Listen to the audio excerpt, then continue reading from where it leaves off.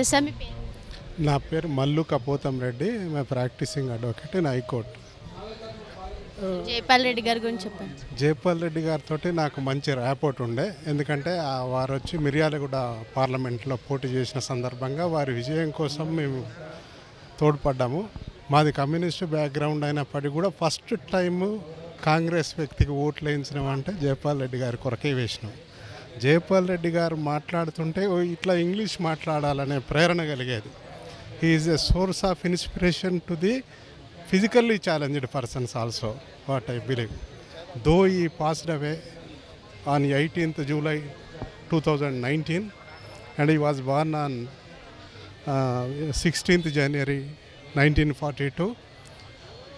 వస్తారు పోతారు, కానీ ఇటువంటి వాళ్ళ గొప్ప నాయకులది ప్రతి మరణించిన జీవించేటోళ్ళు కొంతమందే ఉంటారు. అందులో జైపాల్ రెడ్డి గారు కూడా ఒకరని నమ్ముతున్నా. అనేక పర్యాయాలు is first best parliamentarian from the south India. అటువంటి కీర్తిని కూడా వారు గడించారు.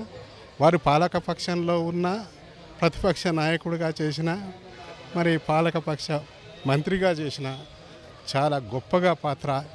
ఏ పదవి వచ్చినా ఆ పదవికే జైపాల్ రెడ్డి గారి వల్ల వన్నే వచ్చేదని చెప్పడంలో ఎంత మాత్రం అతిశయోక్తి లేదు.